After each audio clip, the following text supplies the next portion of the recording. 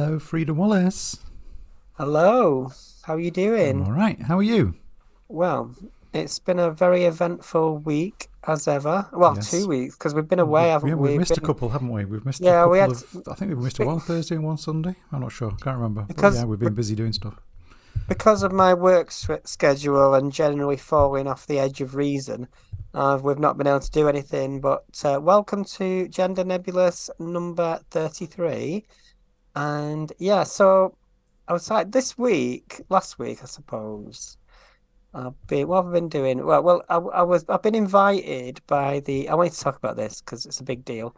I've been invited by the LGBT Foundation to do something for International Women's Day and Women's History Week. Yes. So I'll Which be is joining up next week, isn't it? next Wednesday. Yeah. Yeah. So naturally, when I posted this, there'll be posts like, "Oh, why are trans women being involved in International Women's Day? They're not women. It's like they're taking women's spaces." Like, no, it's for the LGBT Foundation, so they're Yeah. naturally There's a clue in the title. yeah. So I've been planning for that, and I'm doing. It's part of a festival called Sugar and Spice, which is like all over Manchester, different venues, and it's platforming creative women, creative trans women, creative non-binaries, and generally a celebration of, inclusivity, creativity. And we've got on Friday, there's an event at home, the Arts Centre, which is like an open mic poetry event, which I might be able to get to as well. So I've been Cool. planning for that. So what are you going to talk about on Wednesday? Have you decided yet? Have you? Well, the thing I want to discuss really. So is it a panel where you make a little speech first, or is it just like a Q&A No, no, panel? I think it's like a Q&A panel, and well, there'll be like an introduction to Hmm. each person. I'm talking about the thing I want to talk It's about. going to be interesting to see how they introduce you. Well, it's to do No with work offense. really, and coming out at work, and how trans people kind of navigate work situations. That's what I want to talk about. Yeah, I should be Is interested. I'm going to be there. I've got my ticket. mm, They're free, by the way. You can get them from Event. Is it Eventbrite? Eventbrite. If you go on So you my can get tickets Twitter. to attend in person, and you can also get the information for attending online, can't you? Yeah, so it's my pinned tweet on my Twitter Oh, profile. you've So got it. it's like Okay, right. Miss Freda Wallace on Twitter. So you can find it there. So yeah, that's what I've been up to, and generally making a nuisance of myself. Really? What have you been doing? It's not Yeah, I like that, don't Frida. know. Yeah, well, I've been fraternizing with Lily Rose, who's going to come on the podcast. Hopefully, do Yeah, a we've got that recording on. lined up for midweek, haven't we? Yeah, so.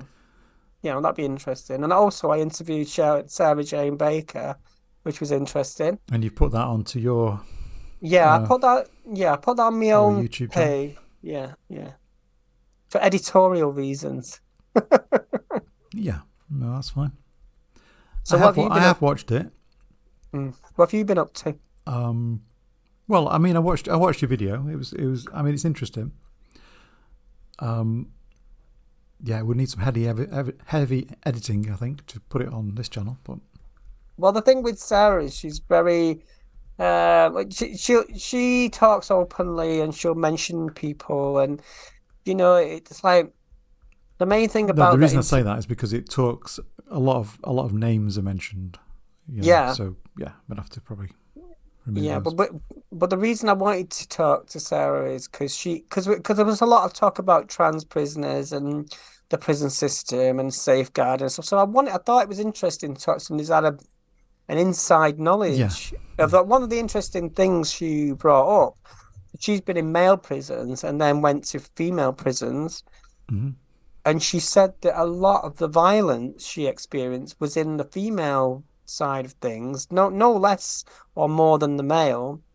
And one of the complaints, or well, I suppose it's a complaint, I don't know whether you call it a complaint, but there were women in those prisons that had tried to, Sarah, knowing she was trans, had tried to approach her to get them pregnant. And I was thinking, gosh, I would never have thought of that, like that, because in that world, that's a way to get out of prison. It's a way to get a more charitable view of your case. If you're seen to be a mother. So that was part of that conversation. And also, I didn't just want to dwell on the fact that Sarah had been in the prison system. I wanted to talk about her activism, and she's an artist and she's a creative person. So I wanted to talk to her as a whole person, not just a one-dimensional headline like the Daily Mail tries to. Because obviously she's trying to become an MP, isn't she? Yeah, I mean, it's part of a campaign, I think. I think that's part of her activism. And I don't know how realistic that would be, but it's part of her getting her voice out there. And we know we're working. She's fully aware of how the media works. Let's put it that way. So she's not naive in any sense. Yeah. So yeah, I know. Also, I wanted to mention about the Cabaret against what is it? It's a gender clinic that we're trying to close down in. Yeah. Well, I think actually it's one of the things we were going to talk about. I've got the poster here. Well, I've been following. So it's Cabaret against the hate speech. They're doing a protest. Saturday, 11th of March, outside a Sandyford clinic in Glasgow, meeting up at 10 a.m. Starting from 11 till 12, and this is to counter-protest an organisation called the Scottish Family Party, who have said they're going to brick up the Sandyford clinic and bring your bricks. So I'm a bit concerned about that statement, but well, let's not joke about this, because the Scottish Family Party, they're not about families. No, they're not really about families or Scotland, to be honest. They are just a network of right wingers. Yeah. So Cabaret against the hate speech is the anti-protest against the Scottish Family Party doing what they're doing. And I've been enjoying. So if you're going to go, be safe. Yeah, I've been enjoying Beth, I think she's Pickle B. Beth's organised that, I believe. And she has a Twitch page and stuff, so I've been following that. It's quite funny because she just reviews. She does a little bit what we do. Would you go to that if you were free next week? I would, but I wouldn't be able to get there, but I definitely would support that. But I am a bit worried about what's been said about bricks. But I like the way the Cabaret do their protests. I like the way they kind of use music and dance. Well, that's a good way of doing it. Because it's a very good way of doing it. Because it's not a bunch of people who are stood against another bunch of people. It's a bunch of people. It's a non-violent way of doing it, and it's noisy and it's loud and it's fun, and it's kind of, you look at these happy people singing and dancing compared to the other miseries. I mean, it's a really and the public respond to that, because which side of that barrier would you rather be on? Exactly. Would you rather be with the colour and the dancing and the freedom and the expression, or would you rather be on the other side with a bunch of cagoule wearing, Nothing wrong with cagoules, but yes, I know what you mean.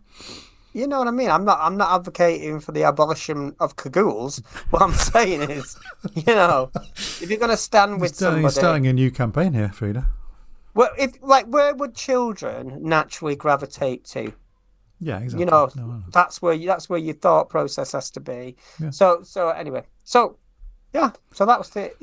I think it's all positive, because I've been trying to think of positive ways to protest. And I'm all for protesting as long as it's done positively. That's my thing. But sometimes you have to start the riot. I'm not going to be. Yeah, I'm probably not going to be starting riots, but I'm definitely going to be protesting in a positive way. I'm definitely up for a riot, but as long as as long as everybody's protected from flying debris. I'm like one of those people, smash everything up. Right, okay, I'm sorry, but we had to do that. Who's going to pay for it, Freda? You? You're more on the sort of. I like the way Cabaret doing their protest. I like the way Peter Tatchell does his, because it's very direct and kind of makes a really clear point, and he normally gets a lot of abuse for it, but he gets his message across. I think that's, it's like how effective is your activism. That's the thing we need to have a conversation about at some point on one of our Thursday night I did what lives. I also So I want to talk about that in terms of, there's all these different types of activists and activism that we can do, but how effective are they? And, what do we think we should be doing based on the current situation? So I'm all for doing things, something to protest, and, because if you don't protest, no one's ever going to hear the message.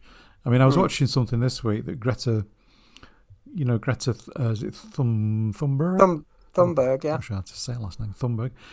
And she was talking about how she protests, and she made a really good point, like, say, if you do nothing, no one's going to hear the message, and nothing will change. So you've got to do something. Well, there's a balance, isn't there? It's about what you do and how effective it is. Yeah. So like my activism, I feel, is like a creative activism. So like I can go in a room of people and do some poetry or spoken word, but I know there's an audience subscribing to that space. So even though that you could say it's not like a protest because people are there. No, I mean you're preaching to the choir, aren't you, in those events? Because the people who are there know what to expect. But sometimes that's empowering because you connect with people and people talk to you afterwards and you say, can we meet later? And you meet people, you create a network that way. It's good for networking, definitely. But when I've actually, the reason I spoke about Beth Pickle B is because I was talking to her about going on GB News. And that was kind of that's my activism as well. But I went on GB News last week to talk about this idea of trans women in prisons, and they were trying to conflate that with also a wider subject about women's spaces.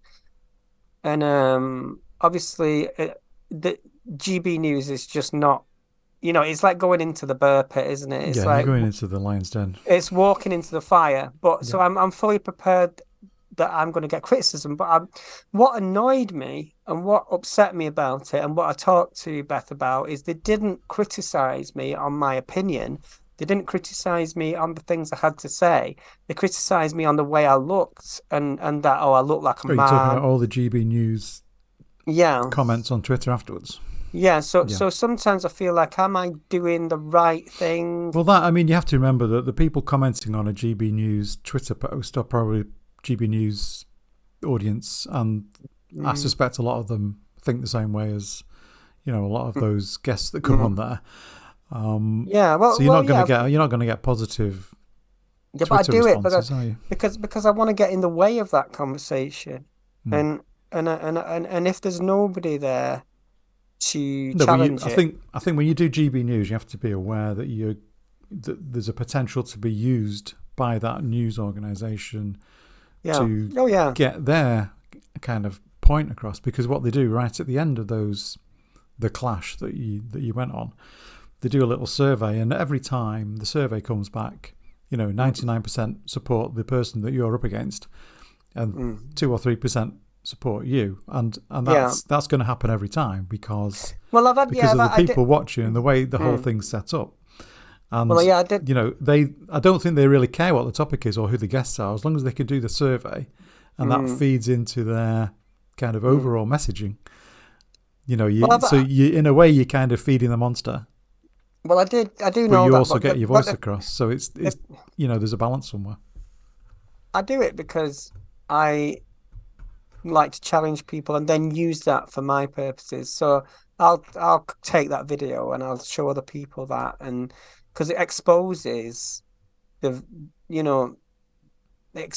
lie that these people try and tell themselves, because they always stand on the idea we're standing for women, we're feminists. They like the Scottish Feminist Network. It's nothing to do with feminism. It's to do with, if they were just honest, if they were to come on and say, look, we don't like trans people and this is why, I'd have more respect for that. I wouldn't agree with it, but I'd have more respect for it. I think the other thing with GB News is that there's only about 20 people watching.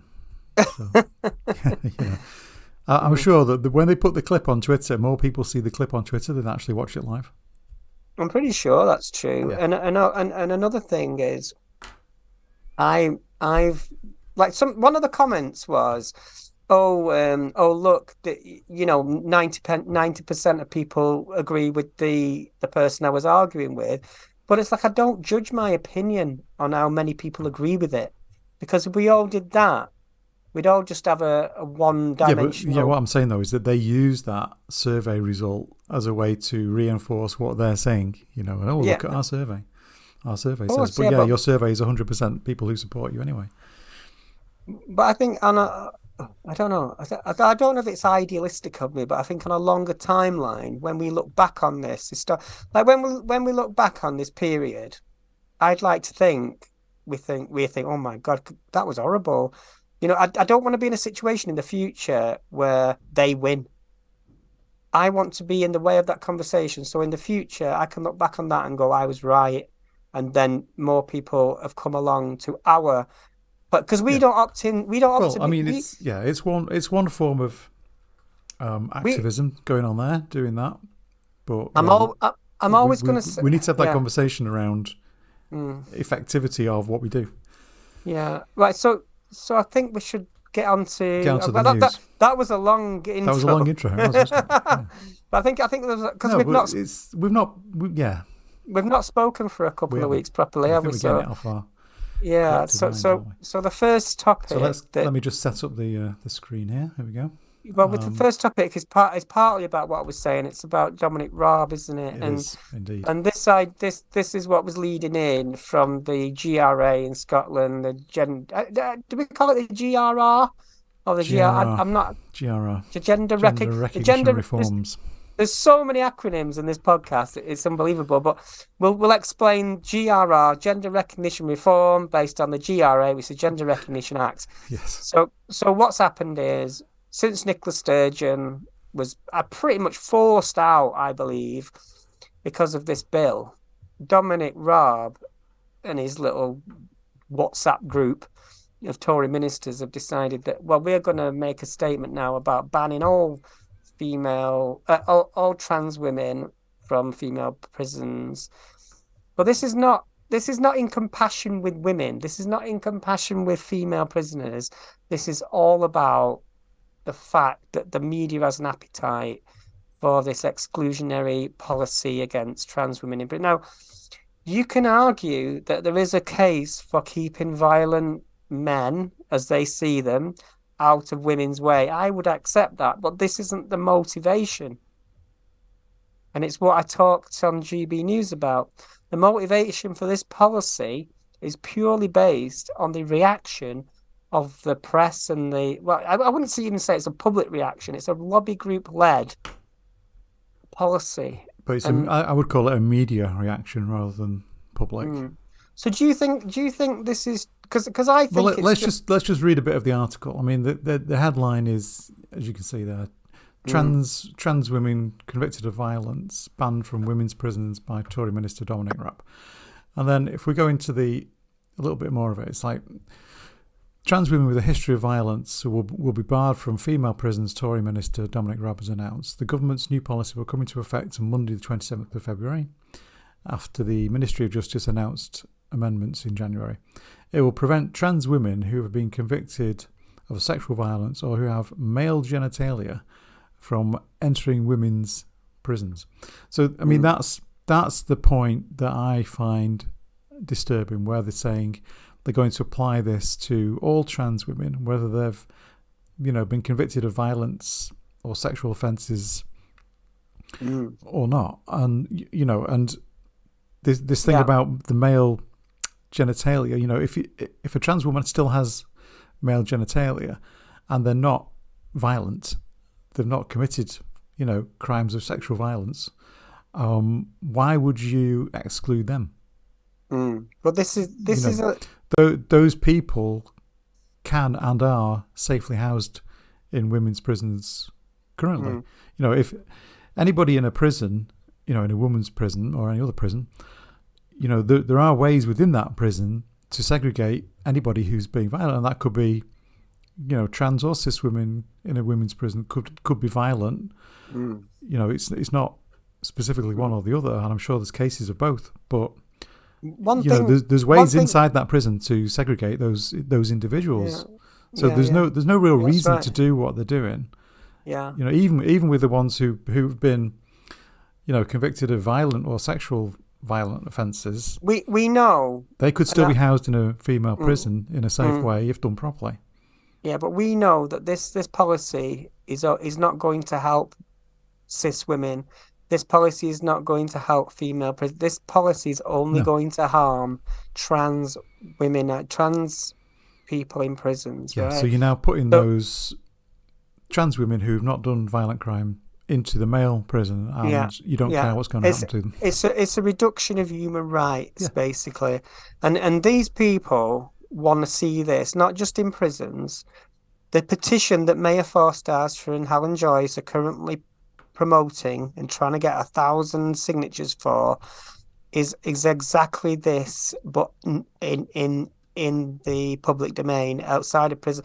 They don't want trans women to have autonomy. They don't want trans women to have rights to say, like at workplaces. Toilets are the subjects of toilets, prisons, and sports are the instances they always use, because they're instances where they can argue sex matters, your biological reality matters, but all they do in reality is reduce the rights of trans women and don't protect any women whatsoever. There are no women protected by any of these policies. Yeah, just to kind of put some perspective on it, you know, the article goes on to say there were 6 transgender women in female establishments as of November 2022. So we're talking about 6 individuals. All this fuss that's been in the press is around 6 people. Yeah, and the reason it's such a fuss in the press is because political careers can be decided upon it. That's why people like Laura Kuenssberg and other political players, I'd say journalists, but journalists and political influencer is a very nebulous thing now. So what they do, they know that they'll ask politicians stupid questions like, can a woman have a penis? And the reason they're asking those kind of questions is because they know they're creating a narrative there that can create a story. The story is created by asking the question, and you see this with Piers Morgan, the way he always asks about, no matter who the guest is, he'll ask them their opinion on trans people. Yeah, because they know that will get traction. Yeah, and it feels like government is led by a lobby group and focus group and Twitter reach. You know, Twitter is so powerful in making and breaking careers that you know that the people that work behind the scenes, what they used to call the spin doctors, that have now become the online influencers, that's their job now. It's not to lobby, you know, like in the old-fashioned way where you would sign a petition and take it to government. They will lobby and use their influence on social media, and they're heavily boosted. And we know, like, the history of, you know, the algorithmic things, and they talk about algorithms as if there's some dark force created by the computers themselves. No, there are people programming. There are people behind the scenes of that. Cambridge Analytica was definitely one of them. And we know that this happens. So it's like the government is led by almost its own algorithm. You know what I mean? Like, if something is trending on Twitter, that becomes the story rather than the actual policy. Yeah. So I think that, you know, I mean, that Cambridge Analytica, I'm convinced there's other Analyticas out there doing other hit jobs on certain groups. But I mean, Dominic Raab, he's got like the cold dead eyes of a Third Reich executioner. It's like who trusts him? Freda said that, I didn't. Okay. Oh God. Next story, it's I mean, it's kind of, this is, you know, more to do with politics than anything else, I think. Brianna story, Home Secretary Suella Braverman to offer support after killing of trans girl. Now, I think we spoke about this on a previous episode. We did it wasn't long after the... It was after the vigil, wasn't it? Yeah. Where we were talking about, Rishi Sunak had used the wrong name in Parliament. Was it Prime Minister's Question Time, I think? Yeah, he called her Rihanna. He called her Rihanna instead of Brianna. And then announced that Suella Braverman was going to go to Warrington to offer support to the community. Now, I can't imagine anybody worse to send, to that area after an event like that than Suella Braverman. I mean, can you imagine the trans people in that community seeing Suella Braverman show up?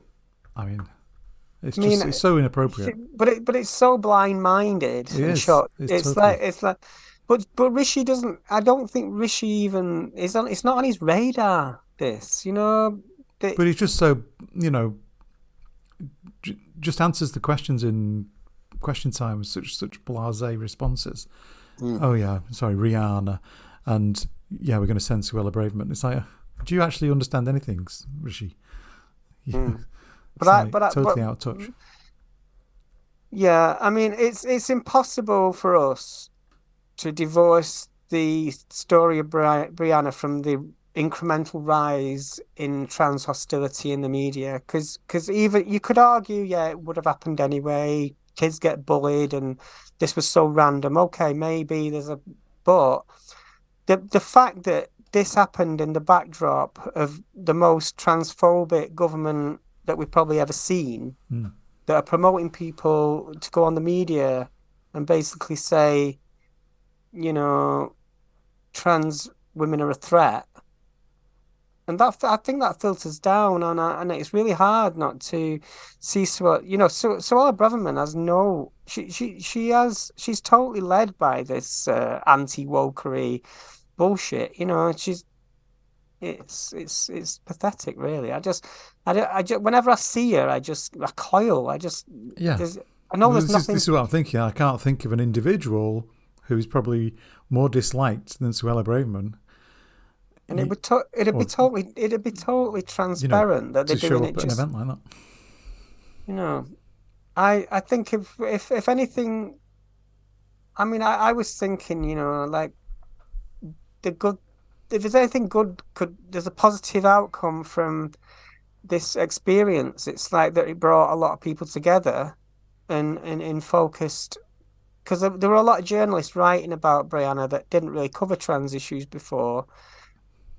And they do recognise that there is now. I've noticed, like, people are criticising J.K. Rowling more, and people are criticising certain journalists more now.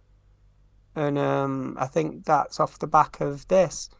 And but it takes a while. It takes a long time to have an effect. So it's because the story of Brianna. It's like almost it's like a Greek tragedy in a way. It's like she was innocent. She was a young girl. If this was like a cis girl, would the story be different? Would the government be doing more to protect? Because there's a story about, I can't remember her name now. Sadly, I'm really annoyed because on this morning on Laura Koonsberg, they were talking about online bullying. And there was a girl that killed herself because of it. And I think these stories are similar because it's a story of bullying, whether she was trans or not. Yeah, was that the one where they were interviewing her mother? Yeah, and she was crying. She was always in tears on the telly. And I think, imagine, this is the online world we've created, and some people have to be made accountable, because you can't have free speech without accountability, and you can't have kids on the internet, and without education as well about the internet and about what will influence you. And that's kind of like, but I mean, the government, they say they're sending Suella Braverman. I'm still pretty emotional about what are I've still not heard anybody from the government make any statements on this. And has anybody announced that? Has there been any inquiries? announced. What is the government doing about this problem? Well, sod all. Sod all. See, the thing is, they don't recognise that a lot of trans people. See, Brianna was rare in the fact she was out as trans at 16. She was open about it on social media. A lot of people are in the closet, right? So they'll put themselves. They'll hide away. They might hide the fact they're trans from the family. They might be secretive about that, and it puts them in danger. Mm-hmm. And I know that firsthand because of something that happened to me recently. That if people can't be honest and open about who they are, they will hide it from the parents. They'll hide it from authorities, and that puts them in more dangerous situations. Yeah. And they create these online identities, and they create these TikTok spaces, and they get that. Sometimes that is the only place that they feel welcome. Because in the family environment, in the immediate school environment, they're made to feel like an outcast. So then people can play, oh, TikTok's making our kids trans. No, TikTok's probably the only place they can go to feel happy. You know what I mean? So, that's something I would, I think one of the things I want to do at the LGBT Foundation is look into making the internet safer. Yeah, I mean, that's an important part of it. I mean, it's not just making it safer. It's, what can we do as a community around issues like this? That happened to Brianna. Yeah, I'm still really. I've not fully processed it. I'm still trying to understand what is it that we need to do. Yeah, it's a grim situation. I just think the government don't care. Yeah, some enough. help from the government would be nice. But we get nothing. We get these horrible people like Lee Anderson popping up and them being publicised because, why publicise them? I mean, this next story is no better, really. It's not in this country, but this was, I think this is from Australia, New South Wales. So a student who killed a sex worker after finding out she was trans found not guilty of murder.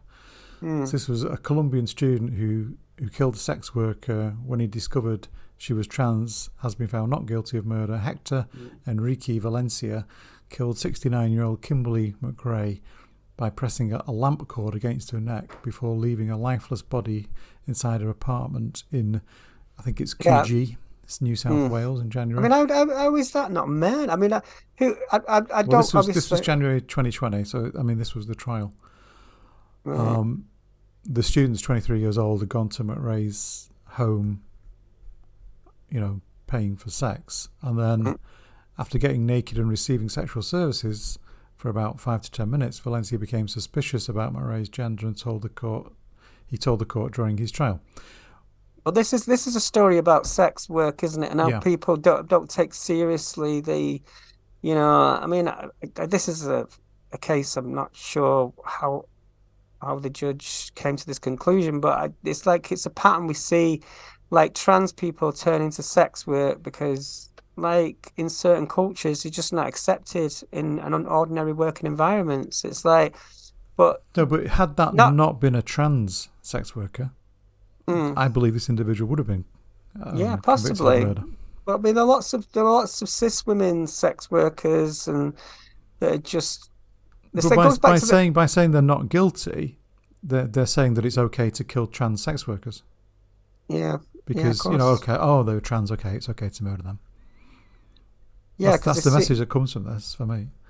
If a judge is finding someone not guilty of murder because they discover that someone's trans. Yeah. I mean, what kind of message is that sending?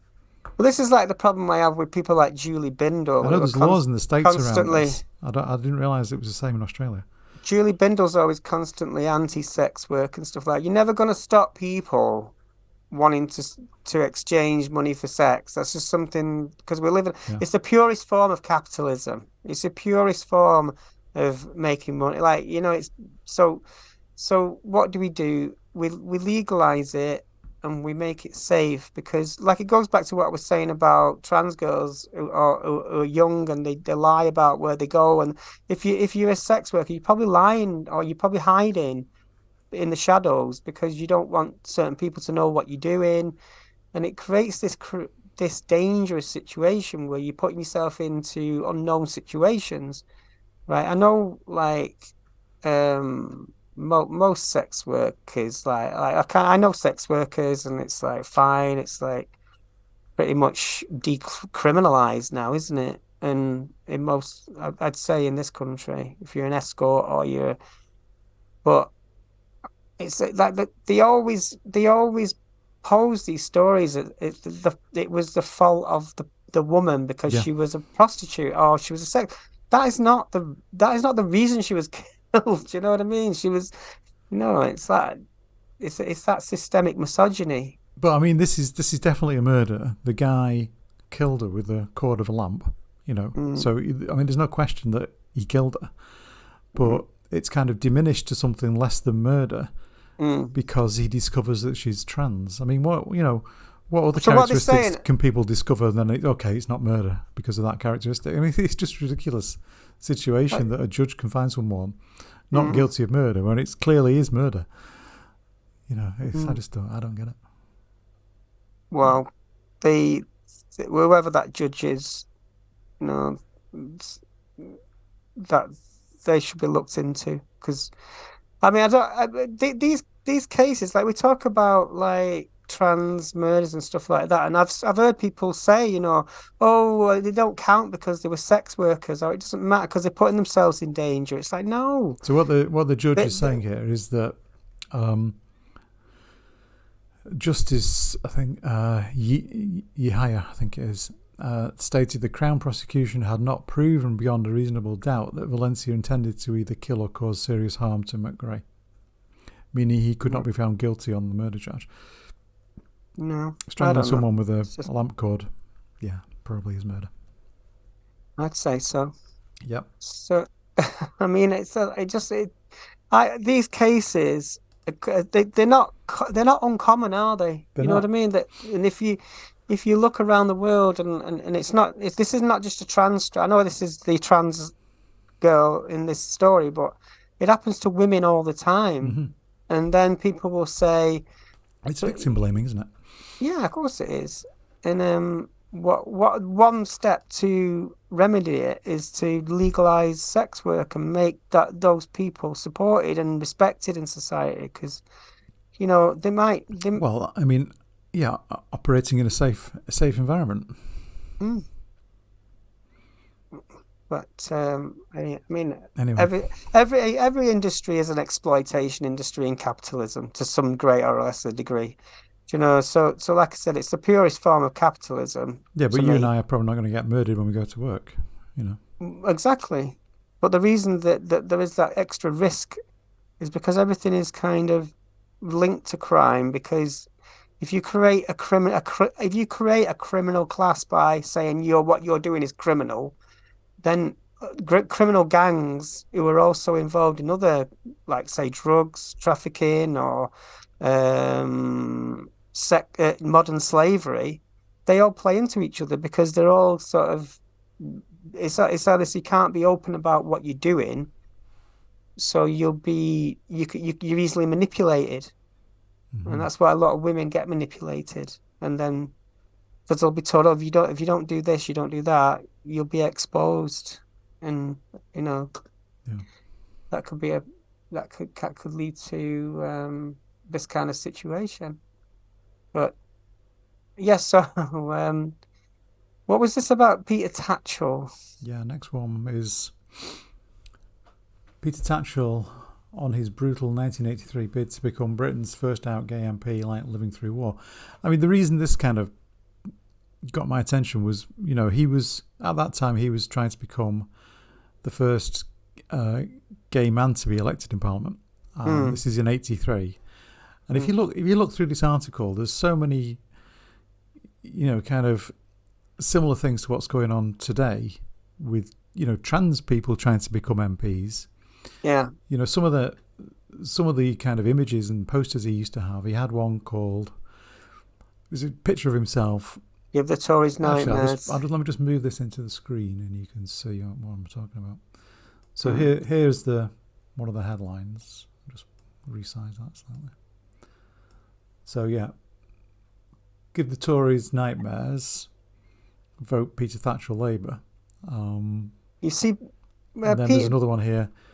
Tatchell Labour, homes not offices, freeze all rents, reopen St. Olave's. I'm not sure what that reference is. See, Peter Tatchell's been an activist for a long time now, and he's kind of a mainstay, isn't he? So, and I do appreciate what he does, but I do recognise he has some blind spots. Well, this one I'm showing on the screen now. It was about My Fight for the Gays by Red Pete. I mean, left-wing parliamentary candidate Peter Tatchell, disowned by Labour leader Michael Foot, talked yesterday about his controversial links with the gay rights movement. You know, this is from a newspaper, The Sun, Saturday, December the 5th, 1981. So, you know, it just shows what he went through at that time. We're still going through it today. Yeah. I mean, I was thinking about what Eddie Izzard was running for Sheffield and things like that. Yeah. There's a certain kind of performative element in there about running for office. You know, running for to be an MP, and I think what one of the things about Peter Tatchell was what also drives him is his kind of singular-mindedness. I don't think he'd ever be a party political player because he's like an island unto himself. You know, he's like I don't know.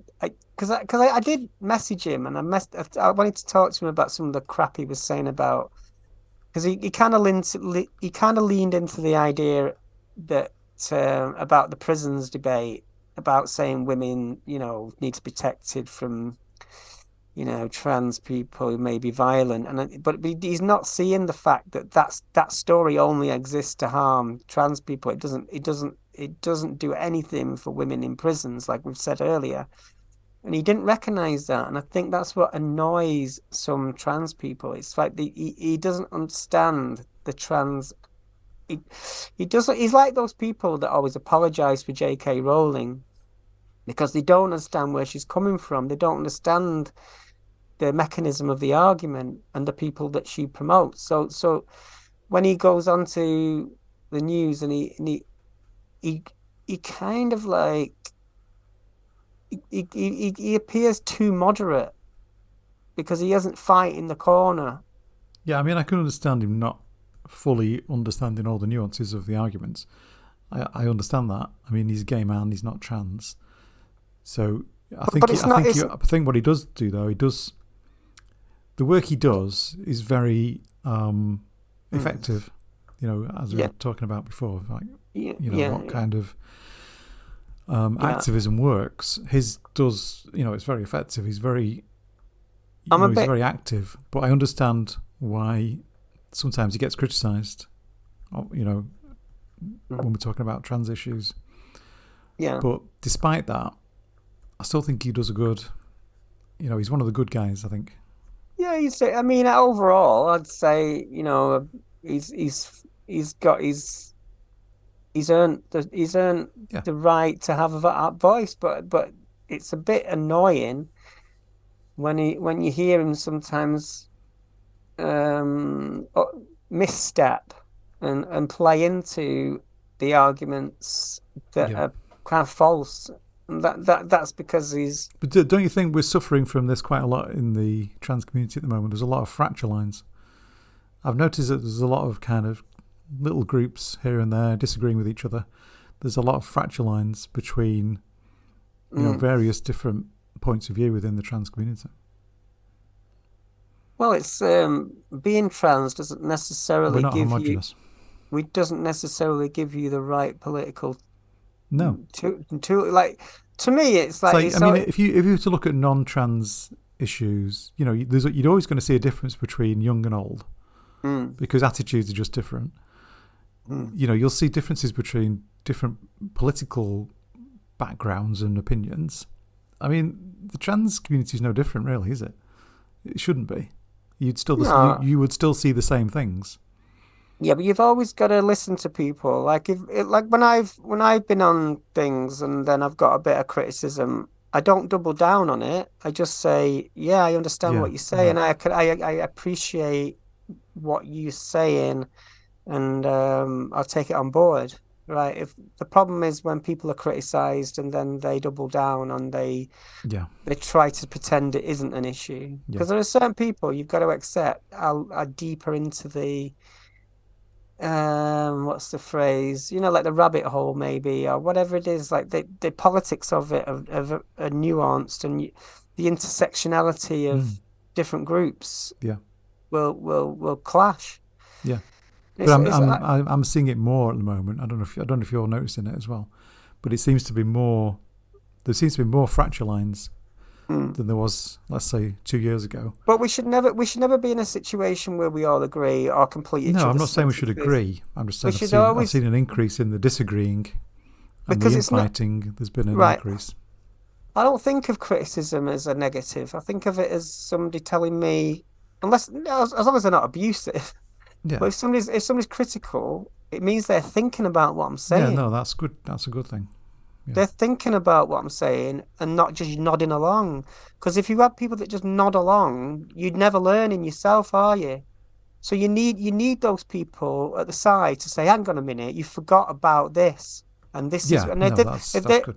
If they've got a legitimate reason for grabbing you back a little bit, I think that's good, because just to tie into that conversation we need to have around activism and the effectivity of it.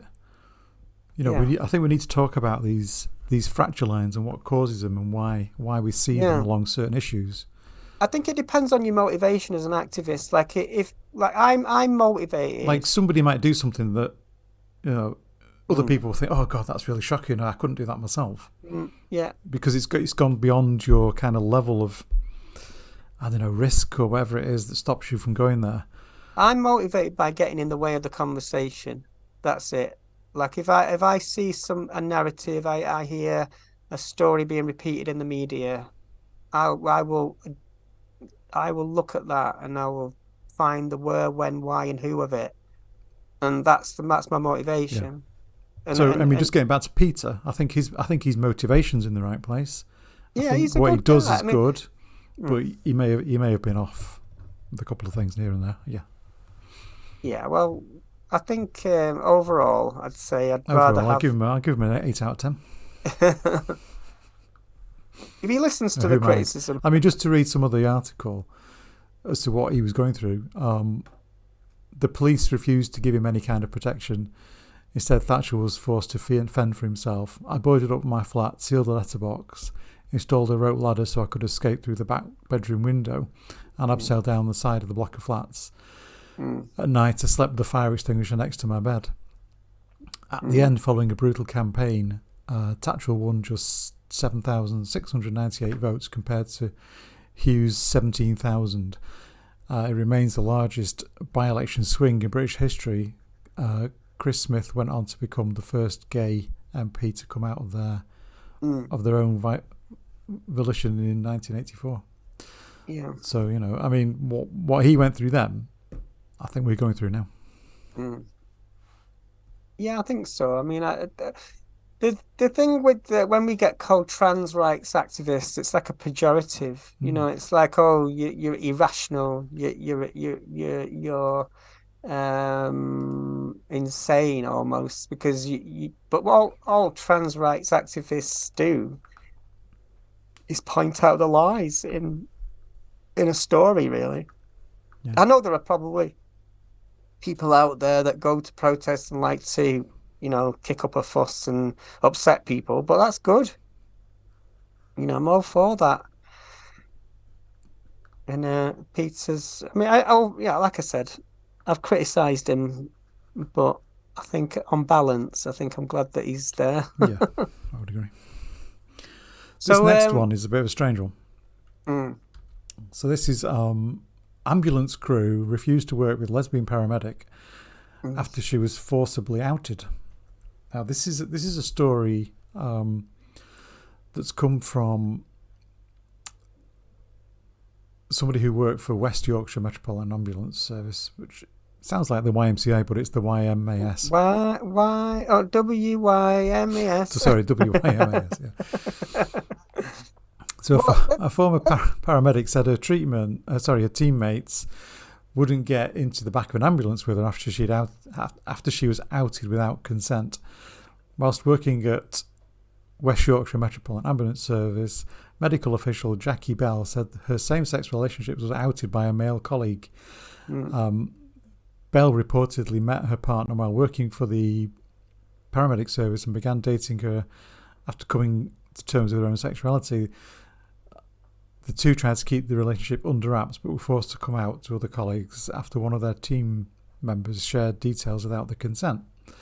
And then apparently she'd moved over to working for Northwest Ambulance Service and had a completely different experience.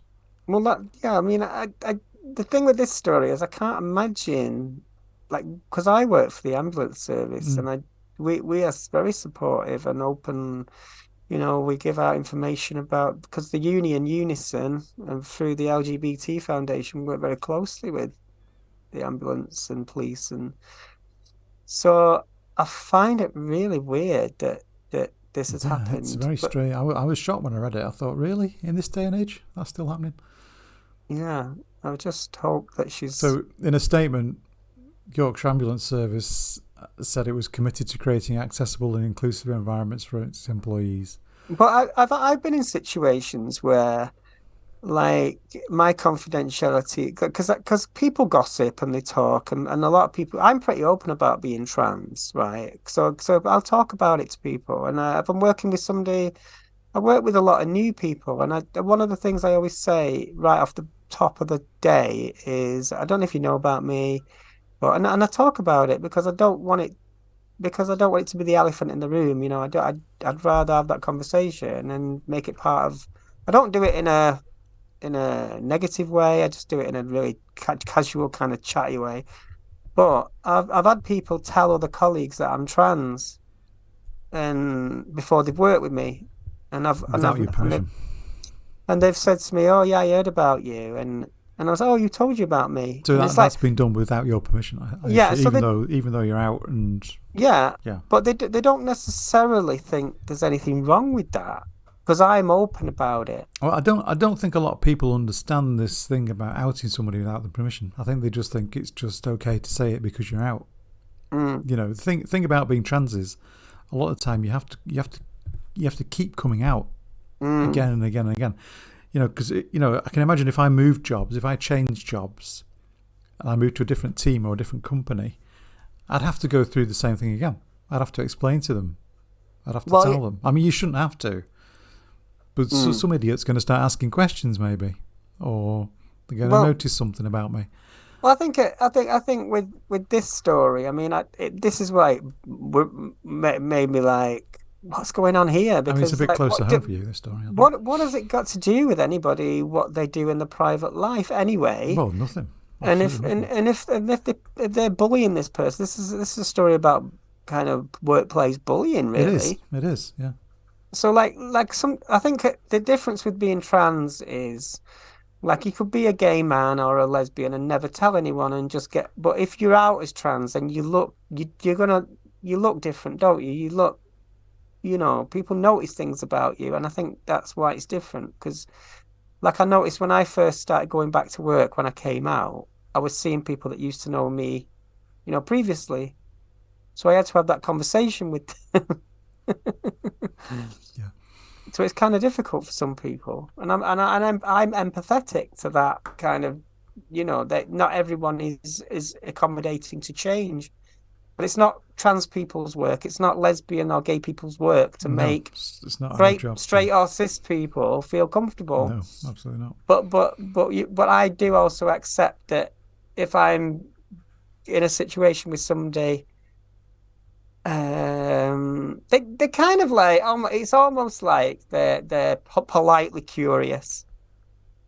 So I will be receptive to that as long as it's good faith, if somebody's asking me about... I mean, it all depends how it's done.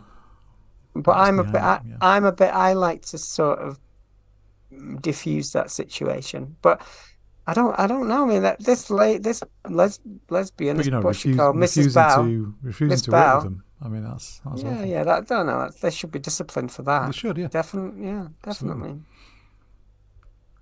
Yeah. So, are we going to get onto chocolate now? Chocolate, yeah, it's time for chocolate. It's definitely time for chocolate. This was a funny one. This is stupid. HerShey's chocolate. I mean, HerShey's chocolate, I have to say, is not my favourite chocolate. No, it tastes like soap. I'm not sure it tastes like soap, but it's not. It wouldn't be my first choice in chocolate. I don't know if is it Canadian or American? I'm not sure, but it's never. I'm pretty sure They it's do those American. little like HerShey kisses, those little tiny like drops of chocolate, don't they? So anyway, And it's not quite the same as, I prefer dark chocolate. Anyway, that aside, HerShey's featured a trans woman in an advert, and right-wing snowflakes are threatening to boycott. Yeah, I mean, it's like I think with the way these marketing things are done, right? I think there's an element of preemptive kind of outrage because they know that when this hits social media, they're playing into the far right, and I don't even know it's the far right. It's just a kind of reactionary nonsense that Twitter or whatever kind of encourages. Well, this is related to International Women's Day because far right groups are calling for the boycott of chocolate company HerShey's over its International Women's Day campaign advert that features a trans woman. So there's the problem. They're featuring a trans woman in their International Women's Day campaign. But exactly, but it's all, to me, it's like it's nothing to do with chocolate, really. Exactly, it's nothing to do with being trans either. It's just an advertising campaign, but it's a good thing because it winds up the right people. You know. Oh yeah, it's like absolutely. a trans woman stealing all the chocolate now. Is that what it is? Yeah. So various anti-LGBTQ plus pundits are once again yelling into the void after a Canadian campaign for the annual celebration of women's rights included trans and feminist activist Faye Johnson. The advert showed Faye Johnson along with several other women displaying newly designed International Women's Day wrappers, with some featuring the colour scheme of the trans flag. Obviously, the chocolates come out. Well, I mean, I'm definitely interested in getting hold of one of these chocolate bars. Oh yeah, I definitely want to get one. HerShey. I'm not sure they're available in the UK. I think this is in Canada. I like the play on words, the HerShey. HerShey, yeah. So it's a very clever kind of thing. I'm not sure what the history around HerShey's is spelt SHEY, but they've changed it to HerShey SE. It's a very old company, yeah. SHE, been going since. It is a long old company, yeah. And so it's like it's winding up the right people, but they think that they also will say, oh, it's because it's chocolate. I've seen the Twitter kind of arguments. Yeah, well, the Twitter backlash has been all around woke and propaganda and blah blah blah. It plays into all that nonsense, doesn't it? Yeah. But the trans woman, what's she called? Faye Johnston, is it? Yeah. She's like, good on her, because like she's put herself out there and, she made a bit of money out of it. And I'd do it. We'd get loads of free chocolate. Free chocolate for life, yeah. But like I said, HerShey's not the best chocolate. We know that. No. I think it's something to do with the milk content. Yeah, I think it has a lot of milk in it. And I don't really like overly milky chocolate. Did you remember the M&M's thing recently? No, see, chocolate again. Yeah, because they don't want trans women associated with anything sweet and palatable. Anyway, so don't anybody out there, please do not boycott HerShey's. Go buy the chocolate. Give them some support. I want to market my own brand of I mean, they just talk about some other boycotts here. There was one if you were going to market, there was an M&S boycott. There was a Tampax boycott. There was a Peppa Pig boycott. Yeah. All these boycotts, all because of trans stuff. It's just madness. But if you were going to put your name to a product, like say if somebody was advertising, I don't know, what would you? because you got HerShey, so I was thinking, what other products could you could play on words with trans people or non-binary? Don't know, but I'm open to free gin if anybody wants to give me some gin. Some we're open to suggestions. If anybody wants to comment on the video. We've had some quite heavy topics there. It's nice to end on something sweet. Yeah, well, the last thing was the thing we were already talking about. It was the Cabaret against the hate speech. Oh yeah, march. That's protest. It's coming up. Yeah, March 11th. In Glasgow. Yeah. Well, they're going to be massively outnumbered, aren't they? The right wingers. I hope they're all eating HerShey chocolate when they're doing it. And they. There's going to be a big crowd of queers out for the Cabaret, and that's a good thing. That is a good thing. Yeah. And I'm just Googling now to get hold of one of these chocolate bars. Get me one. Why are you buying myself one? Get me one. And the International Women's Day tag it's quite popular now, isn't it? Because I looked at it on Twitter, and there's all sorts of things being promoted. Poetry nights. So can we get some HerShey's chocolate before Wednesday for your thing at LGBT Foundation? Probably not for Wednesday. Because if you could be on the panel with your HerShey's chocolate, I think that would be sending a good message. I don't think I can get it in time. I'm going to try and get some. I'll try and order some. So, next week, I'll be in Manchester doing that. And then we're going to have Lily Rose. So we're doing that on Tuesday, but I'm not sure when that will be out because we'll have to do the edit. She probably we'll need a big edit. I mean, we could put it out, if we don't do a live on Thursday, we could put it out Thursday. Are we doing a live on Thursday? Well, I'll be in Manchester probably. Oh, yeah, so we might not be able to do that. All right, so if you're unable to do the live Thursday, we'll put out the podcast with Lily. Yeah. And then hopefully next Sunday we'll be back to our normal schedule. So yeah, there's some pretty heavy topics there. I hope it wasn't too because we have to talk about stuff that's in the news, and it's whether it's heavy or not, we still need to talk about it. It's some of it's pretty grim at the moment. I'm hoping that there'll be more light. With some things might start going our way. We might get some politicians in coming up. But we're in an election cycle, aren't we? So it's going to be pretty bad for the next 12 months. It's looking pretty grim in America. With seeing this. So keep your eye on that. So for now, I'd say don't forget to subscribe. I'm going to do the song. Yeah, try and do it.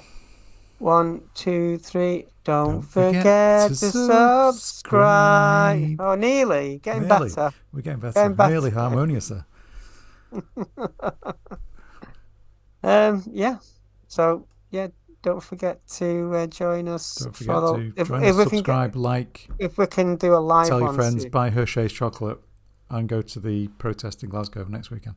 Yes, eat chocolate and protest. That's the message. At the same time, yeah. Eat chocolate, protest, get fat, and be jolly. That's what I've done. Get fat. I've already done that. I'm so fat. I look so fat. Look at us. We both need to lose weight. Look at us. Speak for yourself. Right. Bye for now. Bye.